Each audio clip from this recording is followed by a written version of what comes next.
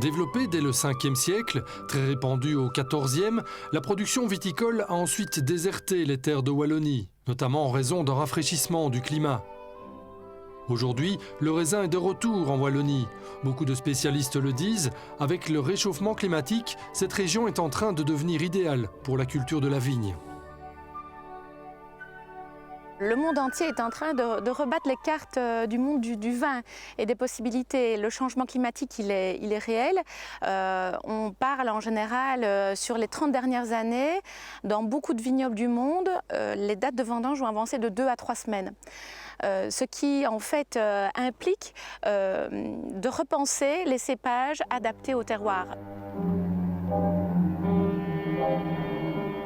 Le vignoble wallon est à ses prémices, donc on y va à tâtons pour essayer de comprendre le terroir, de comprendre ce qui lui est le plus adapté comme raisin et ce qu'on peut en faire de mieux, quelles sont les directions à prendre.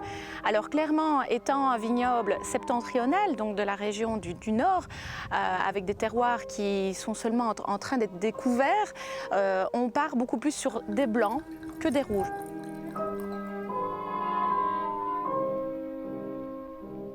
Dans ces premiers pas qui occupent environ 200 producteurs en Belgique, dont une cinquantaine de professionnels, 2 écoles cohabitent. Certains vignerons optent pour des cépages traditionnels, généralement de la Champagne et par extension de la Bourgogne en raison de leur capacité à s'épanouir dans des terroirs plus frais.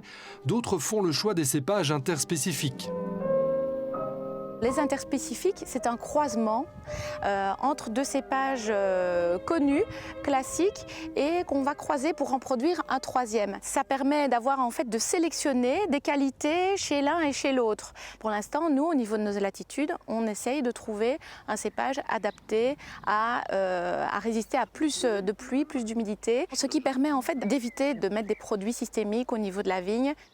Ces cépages interspécifiques permettent donc de travailler plus facilement en bio.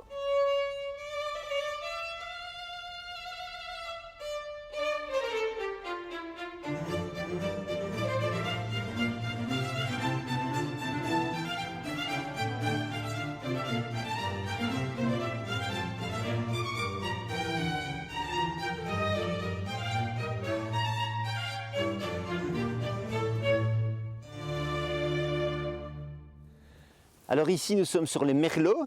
C'est les premiers que nous allons vendanger car c'est des cépages très hâtifs. Alors ici, nous avons le savagnin qui est utilisé dans le Jura pour réaliser le vin jaune. Le cabernet sauvignon qu'on retrouve dans beaucoup de grands vins bordelais.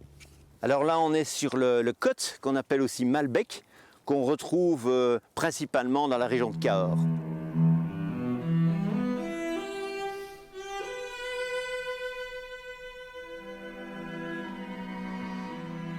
On est en recherche de réaliser le meilleur possible fonction du climat. Donc afin de choisir les meilleurs cépages possibles, nous avons planté un petit peu toute la France, je dirais, en dessous de Lyon, et puis également des cépages allemands, autrichiens, hongrois et suisses. Et puis on observe. Et après quelques années, on voit que par exemple, le muscat ne fonctionne pas, eh bien on n'en replante plus. Et puis d'autres, comme la Syrah ou le Merlot, progressent vraiment très bien. À ce moment-là, on en replante. Avec ses 2800 pieds de vigne de pas moins de 30 cépages différents, le vignoble de Jean Galère a clairement l'allure d'un laboratoire qui pourrait tracer les lignes directrices de ce que sera la production viticole wallonne de demain. Installé sur les hauteurs de Liège, sur un coteau sud, planté nord-sud pour une exposition optimale et uniforme, le vignoble protégé des oiseaux et de la grêle est particulièrement choyé par son célèbre vigneron chocolatier de propriétaire. Un travail salué par une production minimaliste mais qualitative. Du bio obtenu uniquement sur base de cépages classiques selon des règles privilégiant la vie, l'équilibre et l'harmonie. Notre culture est basée sur, d'une part, la permaculture. Ça veut dire qu'on respecte le lieu. Donc quand nous avons planté, nous n'avons pas arraché les herbes et on respecte cette végétation. Deuxième base, c'est la biodynamie, ce qui veut dire qu'on recherche l'harmonie, d'une part en respectant les cycles de la Lune et des étoiles. Par exemple, nous ne taillons, nous ne plantons qu'au moment où la Lune est descendante. Nous pulvérisons également des plantes comme de la valériane, du saule ou encore de l'ortie, mais aussi des minéraux comme de la silice. Et la troisième base, c'est le compost. Nous réalisons un compost à partir de copeaux de bois et donc nous aurons grâce à ça un sol qui est aéré. Bonjour Monsieur Galère. Ah bonjour Catherine. Comment allez-vous? Mais bien, ça me fait plaisir de vous accueillir.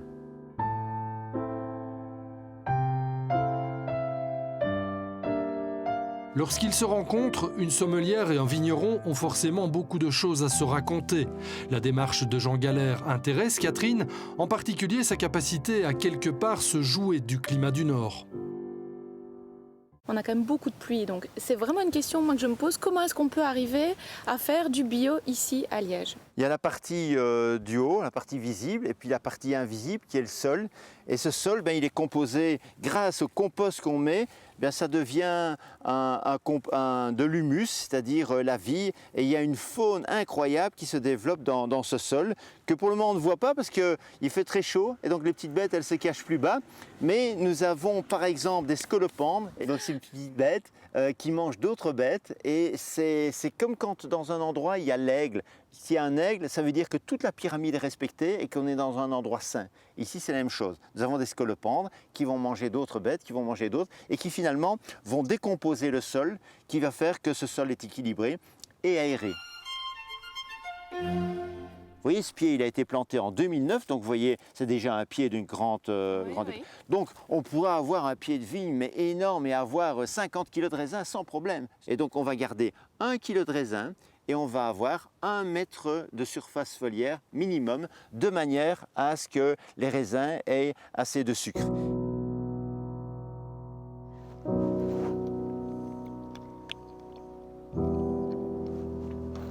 Voilà, donc il est sucré, il n'y a pas trop d'acide. Il n'y a pas trop d'acide, mais en effet, il y a ce côté moins aromatique et on sent qu'on est plus sur une acidité, mais qui est travaillée, qui est agréable aussi dès le départ, dès le grain de raisin. Ouais. C'est énormément de travail, c'est aussi beaucoup de risques, être vigneron en général, mais en Belgique particulièrement. Mais c'est tellement de bonheur au moment où on déguste le vin.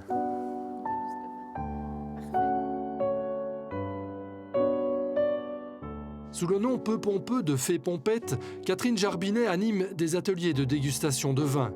Habitée par cette envie de partager sa passion, elle a longtemps parlé des vins du monde entier. Désormais, elle s'attarde aussi sans complexe sur les productions régionales. On n'est pas très chauvin en général et on se dit oui mais enfin bon la Belgique on commence seulement les vins, la Wallonie où en est-on? On est quand même dans le nord, encore plus au nord qu'en Champagne, qu'est-ce qu'on va faire? Et on est surpris en fait par la maturité, par ce côté mûr des raisins, ce côté très expressif au niveau aromatique et c'est ce qui surprend, c'est que ça tient la route et qu'on ne s'attend pas à cette qualité-là. C'est vrai qu'on n'a pas l'impression d'avoir autant de vin chez nous. C'est assez chouette de découvrir le terroir. Moi, je pense qu'on a une très très belle gamme et on est promu à pouvoir avancer par rapport à ce que Catherine nous a expliqué justement par rapport à notre terroir et l'ensoleillement qu'on va avoir. Donc je pense qu'on a une belle réussite qui va poursuivre. Reste que la Wallonie est aujourd'hui très loin d'une production à grande échelle. Beaucoup de ces vins sont difficiles, voire impossibles à trouver dans le commerce. Même si il y a eu, je pense, 1 million de bouteilles en Belgique en 2015, enfin voilà, c'était un chiffre un petit peu record atteint. Donc on commence à parler de quelques bouteilles, mais c'est encore rien par rapport à d'autres régions. Il y a encore très peu de restaurants qui proposent des vins wallons à leur carte. Donc la seule manière d'y accéder pour l'instant, c'est d'aller à la rencontre des vignerons et d'aller sur place. C'est vraiment la meilleure manière de découvrir cette région wallonne au niveau de ces vins. Une découverte d'autant plus intéressante à réaliser aujourd'hui que nous en sommes aux prémices de cette nouvelle ère vigneronne wallonne. Le moment est donc idéal pour découvrir des vins naissants et pouvoir suivre l'évolution qui leur est promise dans les prochaines années.